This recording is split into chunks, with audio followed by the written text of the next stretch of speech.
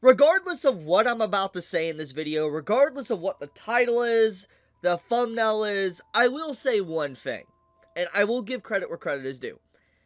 Aka definitely is making an ending that is, more or less unique.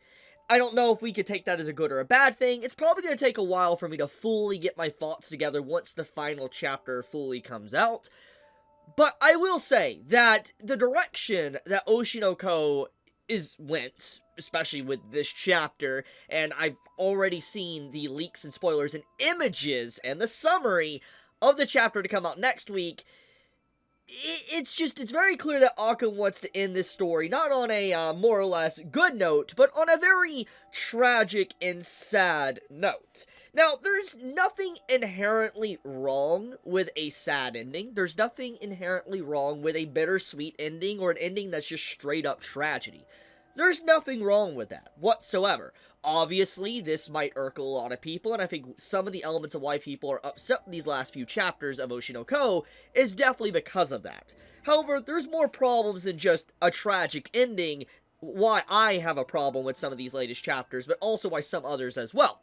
I'll get into that in a moment. But the point I want to make is that Aka-sensei, more or less, I gotta say, that if legitimately this does fully continue with this, like, and there is no bait, like, for instance, like, this doesn't happen. Now, this meme needs to be updated, I'll be honest with you, but, like, change out I at the top or I at the bottom and make it to where, like, Ruby finds a husband or something, she gets with someone, and then she has, like, twins, and those twins are I and Aqua, something like that. Now, either this is the direction the story is going to go, or Aqua is going to stay dead, and I'm just going to be completely blunt.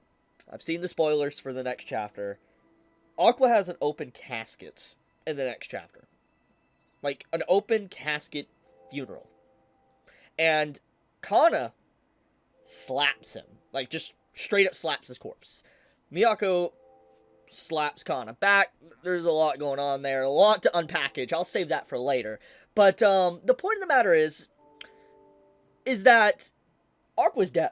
He's having a funeral service. He's getting more attention to his corpse than Gojo. Wild stuff. But, anyways, let's get into the main point. So, basically, in the latest chapter, chapter 164, Aqua dies.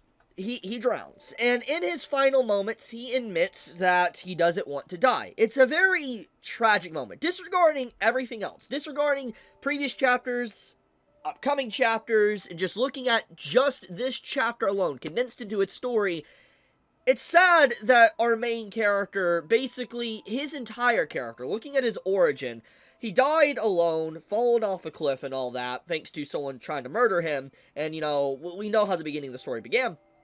But basically, it starts off where he dies, he gets a second shot at life, and as his life is slowly becoming a little bit better, he's getting to have a mother figure in his life, like, for instance, he has a sister like Ruby and all that, which is Sarna, you know, he was having a better life, and obviously that was taken away from him, and we see the sadness, the deep-seated sadness and anger and vengeance he had within him. You know, there was a lot of explanation that just Aqua was never able to really fully come to terms with his emotional state, and he was always very depressed and upset, and the direction the story has went, basically, Aqua, it more or less says Aqua was never able to overcome that depression. He was never able to overcome that sadness or unhappiness or the trauma. He eventually succumbed to his own, I guess, plans. He died. Like, he's gone. Like, he let the darkness within him take him. That's basically what this chapter represents. Disregarding every other theme, regardless if Aka and Mingo try to paint this in a better way, that, oh, he did all this for Ruby or whatever, that is straight bullshit. I'm just gonna say.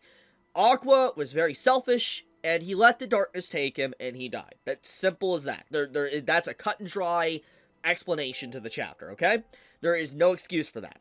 Instead of having an ending that has a protagonist very happy and being able to move on, have a family, be able to have what they couldn't have in their previous life, the message of the story more or less means that vengeance, anger, and all that, regardless of how you try to temper that blade of vengeance and anger, will eventually lead you down a path of self-destruction where there is no return, and you will die in the end. That's pretty more or less the message that Aka is giving me with this chapter. And with the next chapter, more or less, as I already said and disclosed, it has an open casket.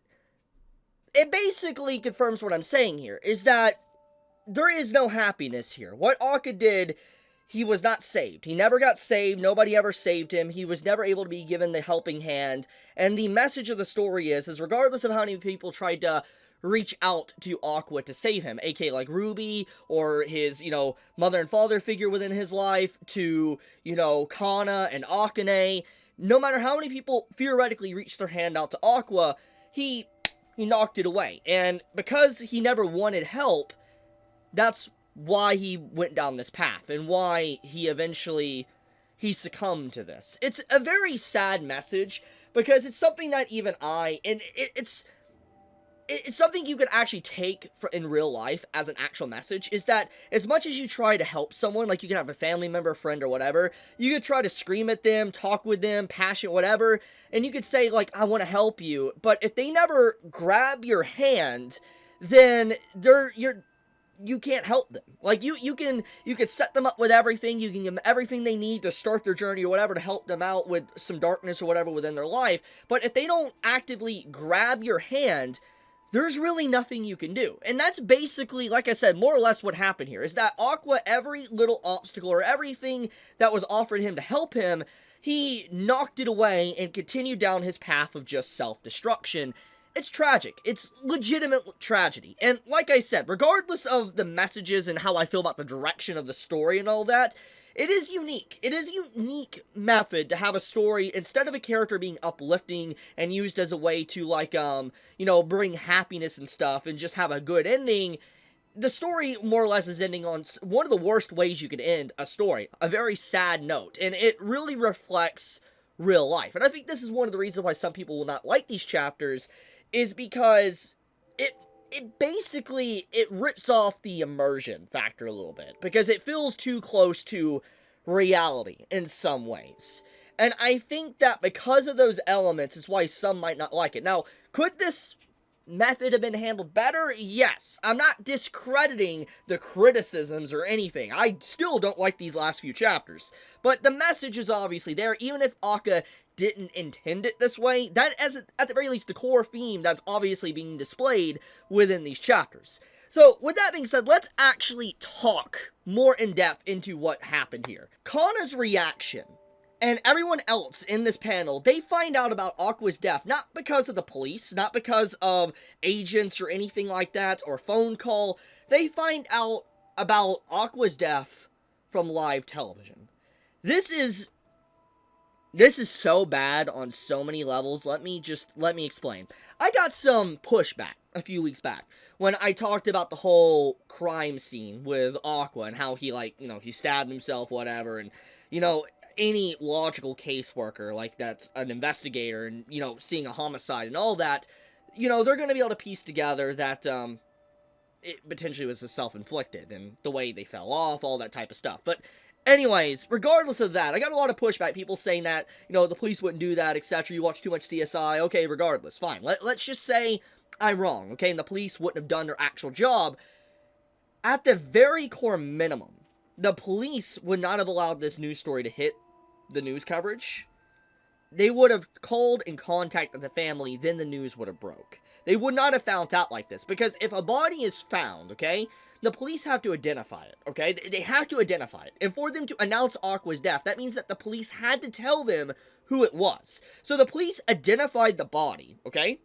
And instead of calling the immediate family of Aqua, they yeah, go air it on the news. Let them all know about, his death, so to speak. I'm just like, huh? That doesn't make sense. And this is some basic stuff. This is legitimate basic stuff that you don't even need to be 100, 200, 300 IQ person. It's a basic thing that when police find a body, they're going to identify who it is, and then they're going to contact the immediate family. That's just, it's obvious. Even with the phone being there, which was showcased, they're going to be able to know that was Aqua's, so they're going to instantly know, identify, and then they're going to call and look at the contact numbers on the phone or whatever, whatever they're going to do, and they're going to know. It's just, there's a lot of stupid things. There's a lot of stupid things with this moment here that really irked me, and the fact that not just Kana, but all the characters find out about his death like this is just legitimately appalling. This is really bad. Like, disregarding the messages and themes, etc., this is bad, because this is not how they should have received this news.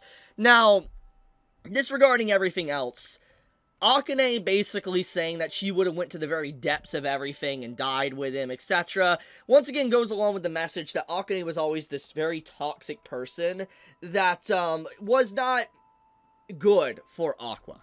Would she have helped him maybe a little bit? Possibly. Like, this gets into what I was saying earlier, is that every time someone offered a helping hand to Aqua, he pushed them away. And in this case, Akane would not have been a path that would have helped him, but it would have allowed him to have a little bit more connection and not feel so isolated and alone at the end. I don't think that would have been a good thing either, but Akane, obviously, deep down, she really did love Aqua a lot. She really tried to understand him, and regardless if you like her character or not, you call her psycho, whatever, you know, she did think that he wanted to live, and obviously we know the true emotions in the end. He did want to live, but he died anyways, and I'm not going to get back into what I just talked about, but, you know, it's pretty sad that, instead of seeing a little scene briefly with Ruby or Kana, we just see Akane on the beach basically saying this, which is fine, it's a fine scene, but it feels so fast-paced and rushed that it's just like, the previous chapters really dragged it out, and then had this happen. It feels like Aka's just scrambling towards the end. That's what it feels like to me. It feels like Aka just wants the series come to a close. That's about it. And I don't know if it's because of not passion anymore. I don't know if Aka just doesn't know what to do because Aka cornered themselves with the writing of the previous arc. I have no idea. I don't. I'm not Aka, so I don't really know what Aka thinks when they're writing the manga, etc. All I will say is that I do think that the latest chapters have felt very fast-paced, and I mean, they've been fast-paced since the movie arc, honestly, and like the whole handling of, like, you know, the main antagonist, like Kamiki and all that, you know, Aqua's father, Ruby's father, there was just so much flip-floppingness with his personality. Like, at one moment, Aqua wanted to make the character sympathetic, and you wanted to side with him or say, oh, he's a tragic, you know, antagonist and all that, and then one moment, no, he's an irredeemable psychopath, and then one moment, it's like, oh, he's really not that bad of a guy, he never killed anyone, it was always Nino and other people, but you kind of find out, oh yeah, he's always been evil, he wants to kill Ruby. It's just like, there was so many whiplashes with the character and the antagonist that he fell flat. There's many examples like this, and I'm waiting to hold my peace on all these elements until the final chapter comes out. But what I am trying to say here is that Kana fans really are in the mud, like straight up in the mud. Akane fans are too, obviously. I actually, every ship is in the mud, and that's another thing. That's a big thing, okay? Like I've already kind of established, that I believe, I don't know if it was intentional or not, but Aka is creating a very tragic conclusion. It is a very sad conclusion, and I think that it really makes me look very sour on a lot of other chapters, because it's like, why all the romance bait? Like, obviously this was kind of had some romance elements, and there's nothing wrong with that, but there were so many chapters dedicated to these romance baits and love triangles that don't really serve a purpose. I mean, I guess they serve a purpose because, once again, it gets into the analogy of reaching out a hand to Aqua and what he lost and how many people he hurt with his self-destructive decision, but it feels like a lot of content is just fluff or filler now, thanks to some of these decisions.